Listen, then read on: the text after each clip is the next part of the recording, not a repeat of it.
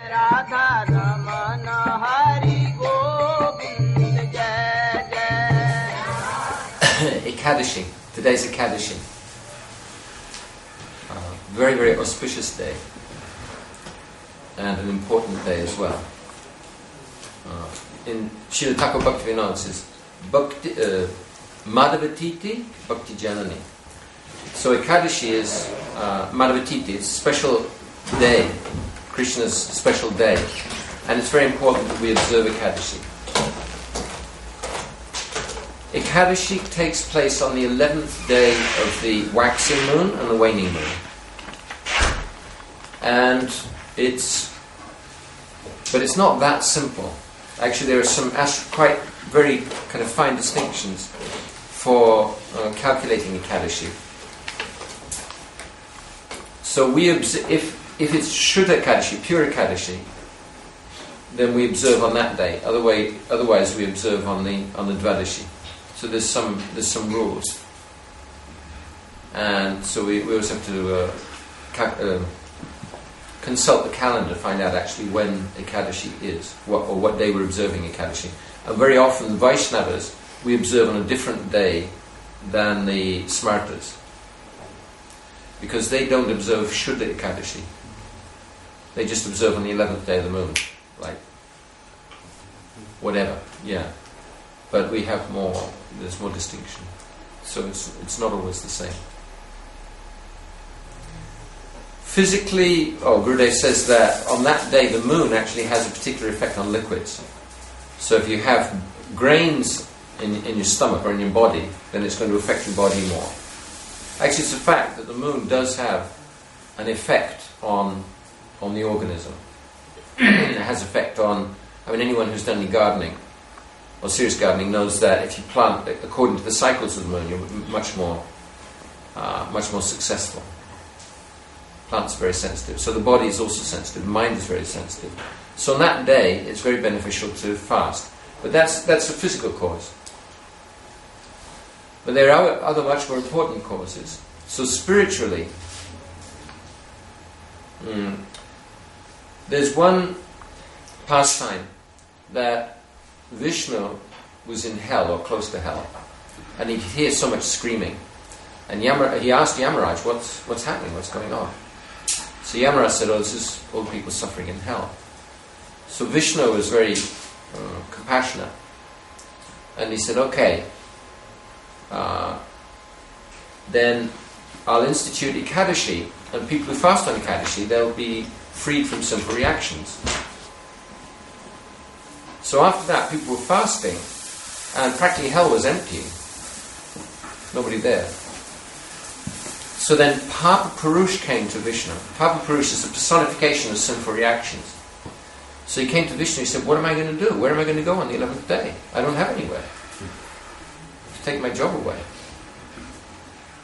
So Vishnu said, okay, you can take shelter in beans and grains on Ekadashi. So if you take beans and grains on Ekadashi, then you're taking sinful reactions. Of course, taking any food without offering it to the Lord, then naturally you're taking sinful reactions, because any food, practically speaking, any food, there's sinful karma involved. You have to kill potatoes, you have to kill the potatoes to eat them. Cabbages, generally, you kill the cabbages. Nuts and fruits, okay. But generally speaking, there's sinful karma involved. But if you offer in sacrifice, that karma is taken away. But that won't be effective on Ekadashis. So therefore, devotees abstain, at least abstaining from grains and beans on Ekadashi. Grains means rice, wheat, barley, like that. In ISKCON, they're kind of fairly easy about it. Like, on one occasion, somebody said to Srila Prabhupada, Prabhupada, in powdered milk, they add 2% wheat flour or corn flour or something just to stop it from caking. So that means we shouldn't take it on Ekadashi, right? Prabhupada said we have to be practical, not fanatical. But in the Gaudiya Math, very, very strict. Not only peas and beans, but tomatoes, what else? Green leafy vegetables, different things we don't take on Ekadashi. Because Ekadashi actually is a day of austerity. So if we observe austerity on Ekadashi, then it's very auspicious. And actually to observe Ekadashi strictly, it means fasting completely. And if you can fast Nirjala, then that's even more beneficial. And the original way of doing Ekadashi is that on the day before you only take one meal. And then the day afterwards also only one meal. So Ekadashi is actually just a 3-day observance. And if you do that, then there's so much pious benefit, but also devotional benefit, depending on how you do it. I mean, if we fast and then we can't do any service on that day, that's not very beneficial.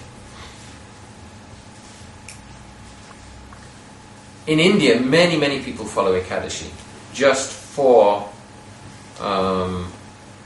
pious benefits.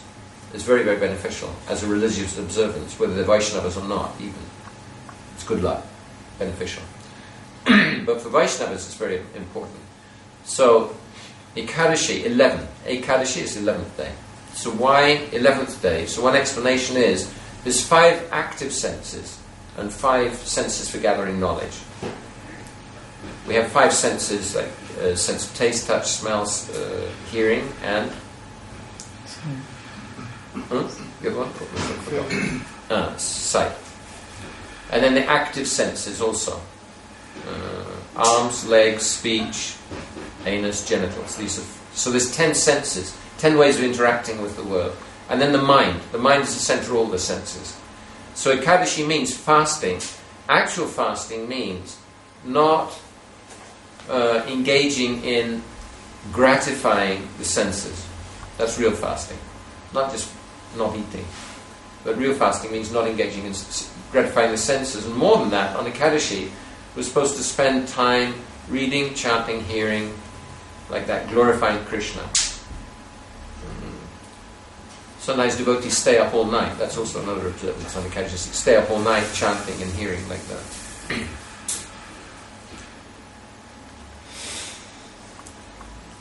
On Ekadashi, it said that Krishna, he rests. And he rests with the devotees.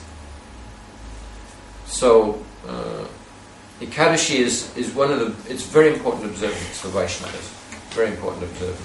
For new devotees or anything. Chaitanya Mahaprabhu, on one occasion, in the Hindu society at that time, it was a custom that a widow wouldn't observe Ekadashi. She would eat grains on Ekadashi. Chaitanya Mahaprabhu, so his mother was following that custom after Jagannath Mishra, her husband, after Mahaprabhu's father passed away. She was observing that. Observing that custom, and she was taking grains on Ekadashi. So one day, Chaitanya Mahaprabhu said, "I want to ask a boon from you." I said, "Okay, whatever you want. What do you want?" He said, "I just want you don't take grains on Ekadashi." It's so important. It's very important.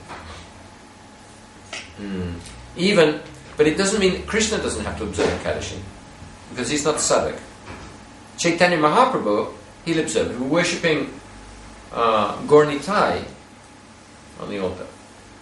So we won't offer them Ekadashi preps. We won't offer them grains on Ekadashi because they're devotees.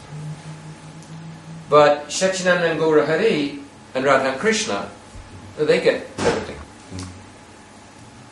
But the devotees don't take that Mahaprasad on that day. Next day, not that day.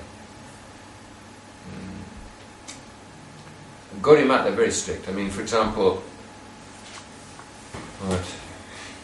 they won't take sweets that have been made with glucose from grains, and raisins which have been, so they put oil on the raisins. So if the raisins are from oil like soybean oil, for example, corn oil, they won't take that either.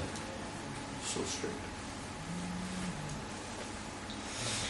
Anyway, but the main point is that we should we should try on Ekadashi to abstain. Certainly we should observe the restriction on peas and beans and leafy vegetables and so on. And also, as much as possible, we should abstain from material activity, and as much as possible we should hear and chant and remember, like that, engage in devotional activity. And this will be very, very beneficial for our bhakti. Madhavatiti Bhakti Janani.